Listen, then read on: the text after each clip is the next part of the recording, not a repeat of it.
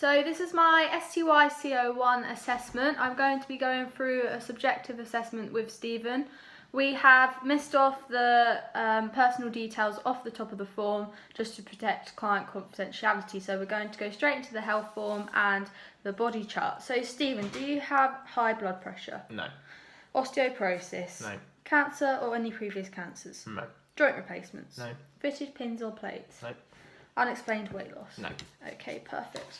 Okay, so from there we're going to go into the body chart. So can you indicate to me whereabouts the pain is or if there's any referred pain? Okay, so just in the back of my right hamstring there, not quite down as far as my knee, but up in the bottom of my bum cheek. Okay, and it's not on your left hamstring, just in your right? Just right. Okay, and if we were to look at it for a 24-hour behaviour, would you say that it's worse in the morning, worse during the day, or worse when you... It's worse when I get up in the morning. Okay, and does it get better? Yeah, it gets better when I stop moving. Okay, so if we look at red flags and contraindications, have you got any thyroid issues? No. Heart problems? No. Rheumatoid arthritis? No. Epilepsy? Nope. Asthma? No. Diabetes? No. Do you or have you ever used any steroids? No. Do you have any cold or flu-like symptoms? Nope. Do you have or have you had any cancers? No. Do you have any skin conditions? Nope. And there's no other reason, no other contraindications? No. Nothing. Right. Okay, perfect. And you have no allergies? No. Okay. So, is there any easing factors or aggravating factors when it comes to your leg? It's eased off when I start moving around, so when it gets aggravated when I've been sat down for long periods of time. Okay, so sitting to standing. Okay. And if we look at history of present condition, how long has it been going on for? 6 months to a year. And out of 10, if 0 is no pain at all and 10 was the maximum amount of pain, how would you rate it on the pain scale? I'd give it a 5 or 6 out of 10. A solid, aggravating pain, but not. Okay, so no no sharp aches or anything like that. Okay. So do you struggle with anything like squatting or lunging? No. No. So would you say that the pain's improving, it's static, or it's worsening? I'd say it's static. Okay, so if we look at previous medical history, have you ever had an injury to that area before? I have, yeah. I injured my right hamstring about a year ago, and I went and saw a physio, and he did some massage on it and gave me some stretches, but I don't do them anymore. Okay, so I would recommend that you carry on doing the stretches. Have you or do you take any medication? No. So if we look at your social and family history, how often do you train or go to the gym? I go to the gym 4 times a week for about 2 to 3 hours at a time, and I train in powerlifting, so I lift heavy weights. Okay, and if we look at your lifestyle, what do you do as a job? I'm a student and a part-time bartender on the weekends. How long are your bartending shifts? 8 to 12 hours at a time standing. Okay, and then when you're a student, do you spend a lot of time? The rest of the time is sitting when I'm not in the gym.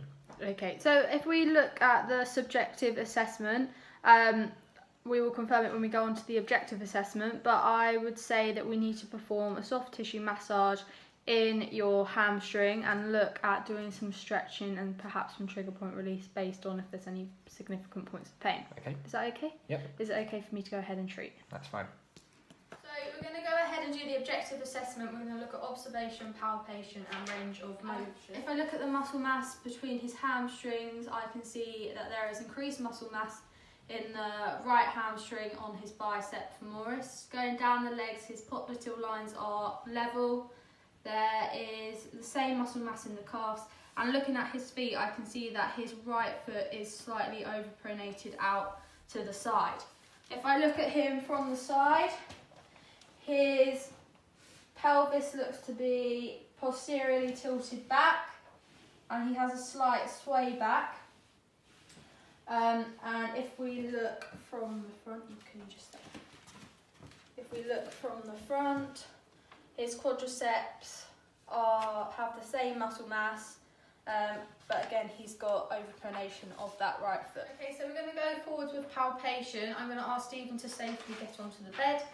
Usually I would make sure that the bed was adjusted for height for getting on and off, but we can't do that with this bed as it's fixed at one height. Also, this will mean that my back might be slightly bended when we do other parts of the treatment. So if we look for palpation, we are looking for increased muscle tightness and nodules, which might indicate trigger points. If you can just pull up your shorts for me. Okay, so if we feel along the muscle bellies, we can feel for any tightness. you want to make sure you're going all the way from the origin, which for the hamstrings is the ischial tuberosity, all the way down to the insertions, which are the back of the fib for the bicep femoris, and the tibial condyle for the semi-mem and the semitendinosus.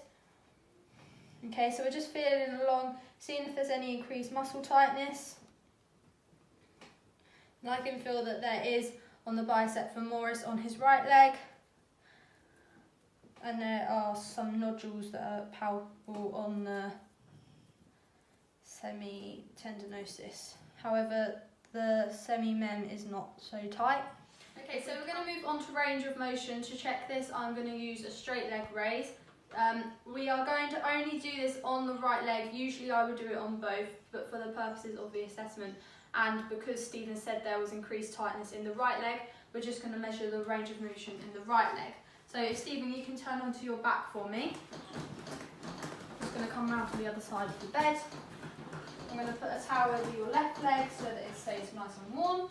And we also use towels to protect client modesty. Okay, so Stephen, what I want you to do is bring your leg straight up in front of you.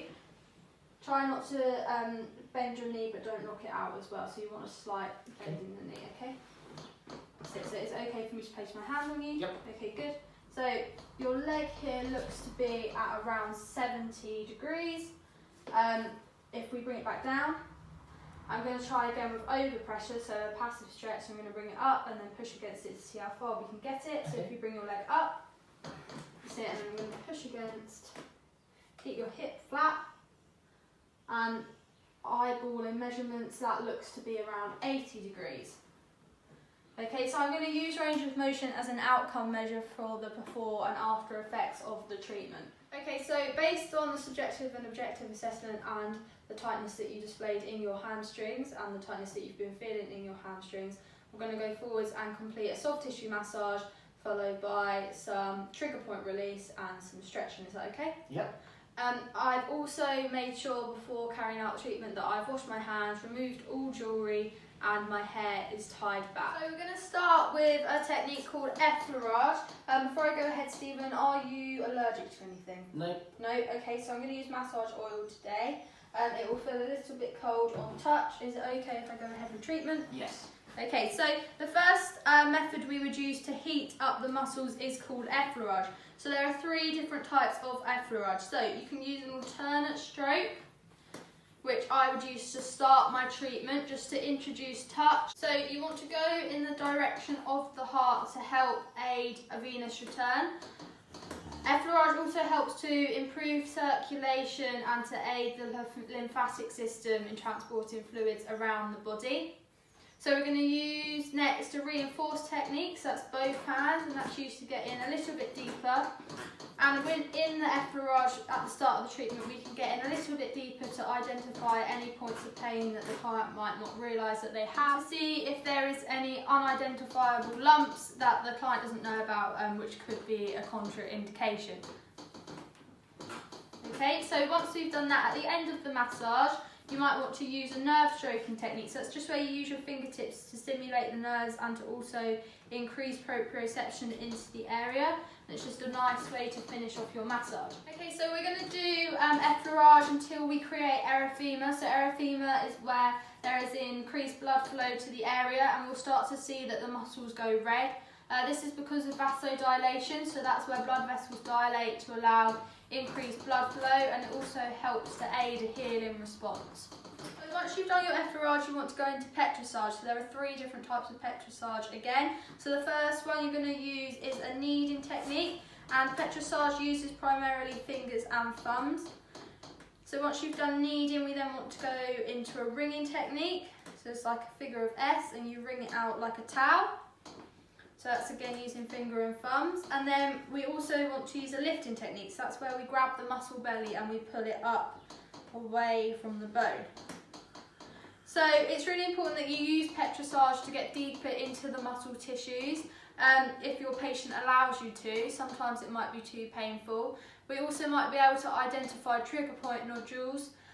It's also important to improve the elasticity and also strengthen muscle fibres and collagen. So Petrosage is really good to use on fleshy areas such as the back of the leg, just because there is more muscle to get into and we can really focus on getting deep and pulling that muscle away from the bone. So neuromuscular release technique that I think is suitable for the client is trigger point release. So based on the nodules that I've identified using effleurage and Petrosage, there are points of pain and nodules which are built up by build-up of toxins. So once we find a nodule, we can push down, and we want to push down on that nodule. It's like a bead-like shape under the skin. So we want to push down until the client can feel a pain between 0 and 10, and that pain is 5 to 7. So when their pain is at a 5 to 7, we're going to keep the pressure the same, apply it for 10 to 30 seconds, and the pain should start to disperse after 20 seconds. So Stephen, I'm going to push down. Can you let me know when it gets to a 5 or a 7? Yeah? And then I'm going to keep it there for 30 seconds. Once the 30 seconds is up, I'll release. Hopefully it would have started to disperse, and then we can just use effleurage in order to flush it through. So once we've dispersed one trigger point nodule, we can start to either go deeper into that nodule and break it down further, or find other ones. Once we've started to break it down, then we'll find that we can get deeper into the muscle belly. Trigger points are caused by build-up of toxins, and once they've been dispersed, we can often find that there is increased circulation, and we can start to push the toxins through with effleurage and get more muscle movement in that area. So after trigger point release, you want to go into your last massage technique, which is called tapotement. So tapotement is used to stimulate the muscles, and there are 3 types again. So what we want to use first of all is a flat hand technique. So it's in on the back of the thigh. Then we can use a hacking technique. So it uses the side of your hand. And we just are using it to stimulate the muscle, which might be beneficial if they're going back out onto the field of play afterwards, and just to wake them up, as sometimes clients can get sleepy. And then there's also a beating technique, which is beneficial on the fleshier parts of the leg. And then once you've finished your tapotement techniques, you literally just want to finish with a couple of minutes of effleurage, just to make sure that your client is relaxed and that it doesn't hurt too much, because we've just caused quite a lot of changes in their muscles, and then they can start to relax. From here, I'm going to go into a stretching technique. So to do the muscle energy techniques, I'm just going to ask Stephen to go onto his back, and I'm going to remove the towel that was put under his ankles to stop hypermobility at the knees, and just to make sure that his ankles were comfortable. So Stephen's going to move on to his back. He's going to roll his left side towards me, like a bit with the towel still on him. Okay, and we're going to make sure we're just doing the right leg again, because that's the leg we're treating. But everything that I would do to the right leg, I'd also do to the other leg. Okay, so for the muscle energy techniques, I'm going to come round the other side of the bed. What post-isometric relaxation does is we're going to contract the muscle, and then we're going to contract for around 10 to 30 seconds at 20% of Stephen's max strength.